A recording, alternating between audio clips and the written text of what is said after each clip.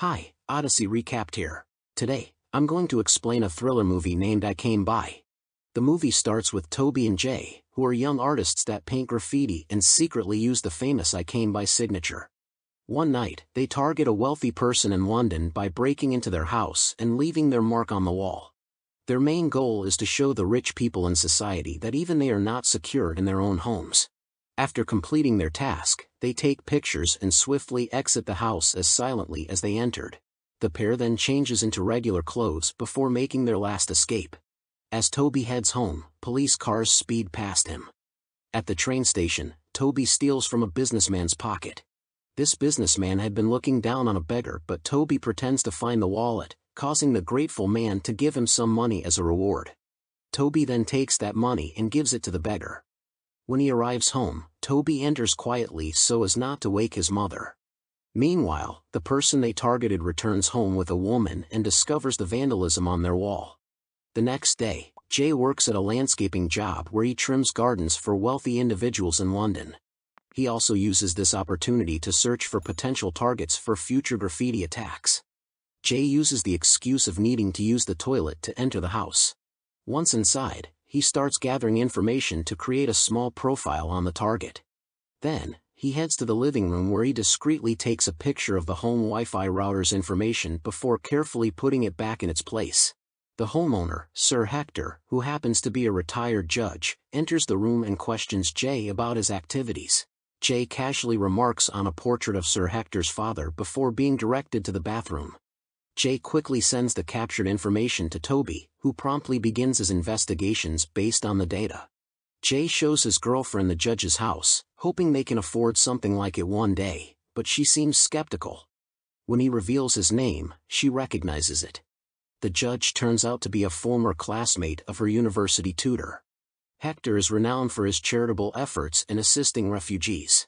She also reveals that she's pregnant, but we don't witness his initial reaction as the scene cuts to later when Jay meets Toby at a local cafe. Bursting with excitement, Jay begins sharing the information he discovered about Hector. It turns out that Hector's family strongly supports colonialism, with his father being a factory owner who held strong criticisms against decolonization. Jay interrupts Toby, emphasizing that Hector is currently involved in helping people.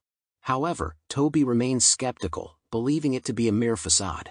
He excitedly reveals that his girlfriend, Naz, is pregnant, expressing that he can no longer engage in these risky activities. Despite his friend's attempts to convince him otherwise, Jay has made a firm decision.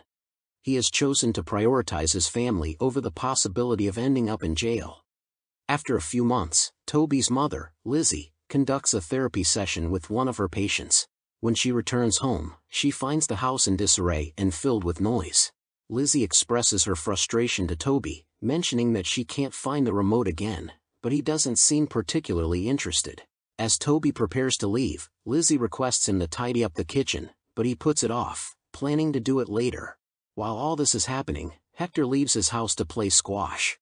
Seizing the opportunity, Toby sneaks into the compound and utilizes the captured Wi-Fi information to disable the internet, which consequently deactivates the security system. He sets a timer on his watch and proceeds to pick the lock of the back door. However, Toby's close call occurs when a neighbor almost spots him, but he narrowly manages to get inside the house undetected. He explores the premises, searching for the optimal spot to place his graffiti tag, and eventually discovers it in the living room. As he moves Hector's father's portrait, he hears a faint clanking noise, which prompts him to investigate further. This leads him to the basement, where he is relieved to find that the sound was simply coming from a table fan. Hector receives a notification about his internet and home security being down, causing him to cut short his game and hurry home to check. Since William is a superintendent in the police force, he offers to send some officers to Hector's house to check on his behalf. While still exploring the basement, Toby stumbles upon some old pictures but is startled and accidentally drops them. As he bends down to pick them up, he discovers a secret door. Curiosity piqued, he looks through the peephole and is suddenly overcome with horror, causing him to fall back in shock at the sight of what he sees inside. Around the same time, Hector returns home in a rush and quickly enters his house. As he arrives, his internet and security system come back online. He anxiously walks through the house, searching for any signs of a break-in, even inspecting his secret door. However, his attention is momentarily diverted by a call from his friend William for a checkup. This diversion allows Toby to swiftly make his way out of the house. Hector senses something and hurries to the doorway, but he finds no one outside. Unaware of his surroundings, Toby unknowingly lies down in front of some hedges within the compound. Naz gets kicked out by her family for getting pregnant, and when Jay tries to intervene, he faces criticism as well. The couple returns home to find a shaken Toby waiting for them. Toby tries to talk to his best friend about what he saw in the basement, but Jay dismisses him due to his own personal problems. While heading home, Toby stops at a public phone to call the police and report what he witnessed in the basement. The next morning, while enjoying breakfast and watching Rick and Morty, Hector raises the volume to drown out the banging noise coming from the basement. However, his peace is disrupted when the police knock on his door to conduct a brief search, prompted by an anonymous tip provided by Toby. Nervously hiding near the house, the young man anxiously observes the unfolding events. Inside the house, Hector indirectly intimidates the officers by mentioning that their superior, William, will be informed about their conduct. This leads one of the officers to simply glance into the basement, where they only spot a noisy washing machine. The officers find nothing suspicious and leave, frustrating Toby. Hector realizes someone had been in his house and noticed his secret. He fixes the moved portrait, feeling increasingly unsettled. Disappointed, Toby returns home and goes to sleep, but his peace is interrupted when his mother bangs on his bedroom door. They engage in a heated argument about Toby's lifestyle, which escalates to the point where Toby receives a slap when he brings up his deceased father during the dispute. Toby gets kicked out of the house and vents his frustration by throwing the TV remote against a wall. He then heads back to Hector's house, unaware that the ex-judge has set up a trap. Hector pretends to leave but waits nearby until his security system goes offline before returning inside. Inside the basement, Toby wastes no time and opens the secret door, revealing a frightened and tormented man curled up in the corner. Toby assures him that he is there to help him escape.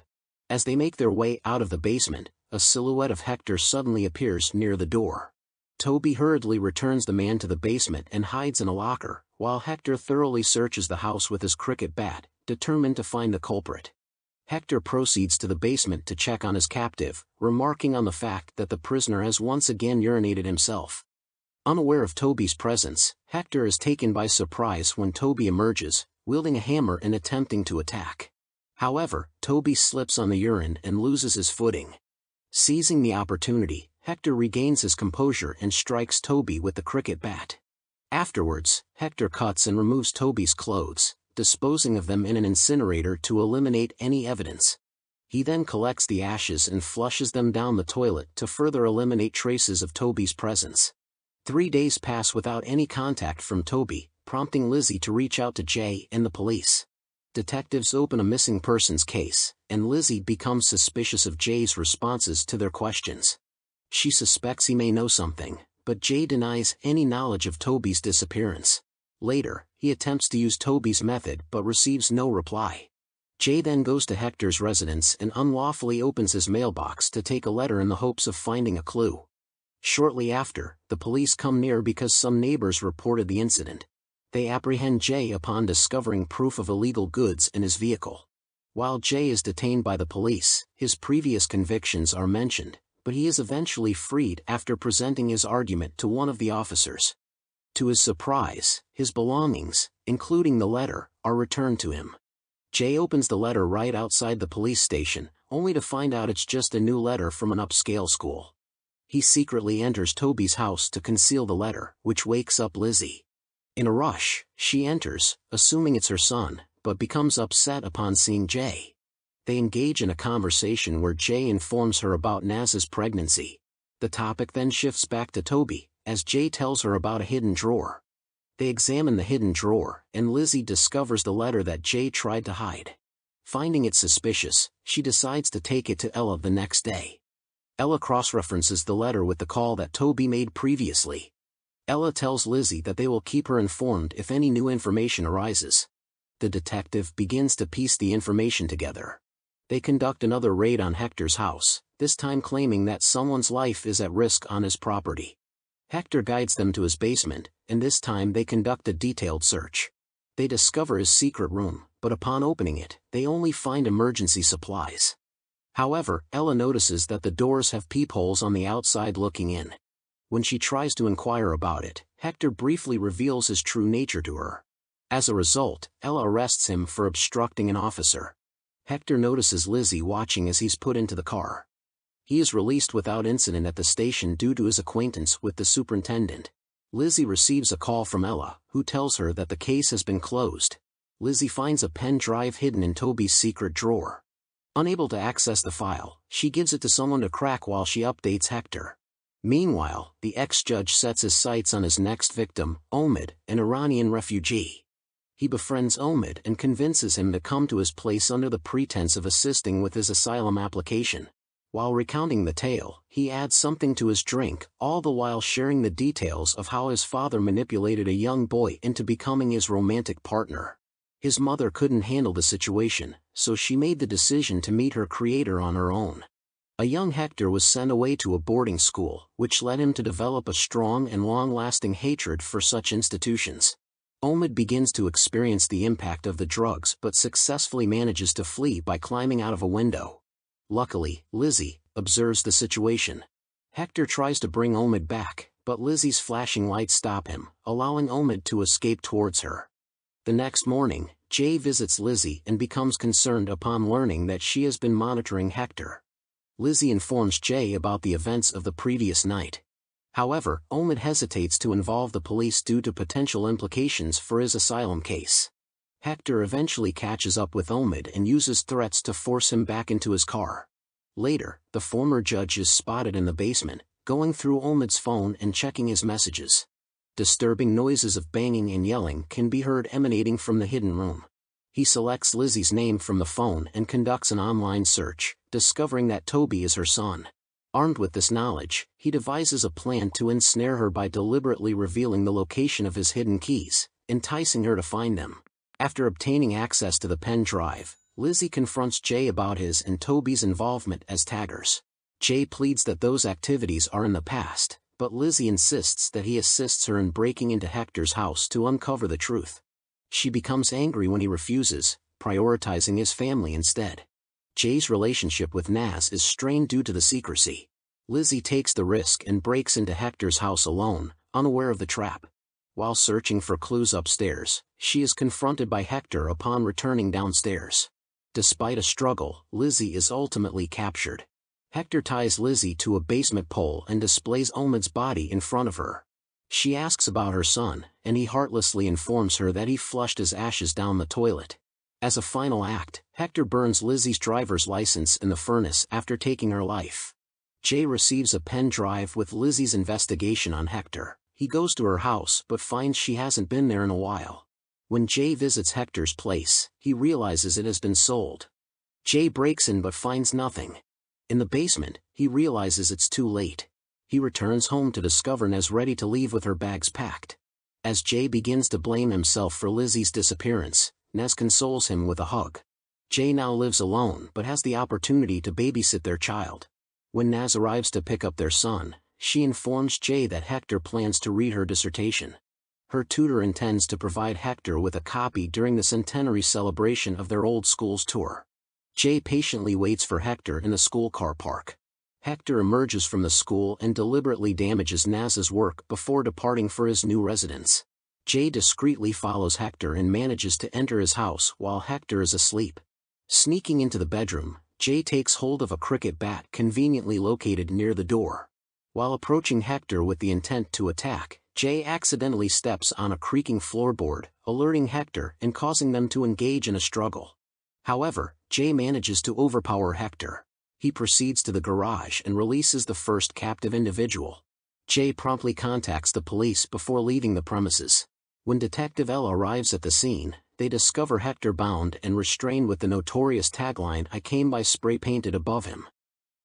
Make sure you subscribe and turn on the notifications so you can watch more videos like this.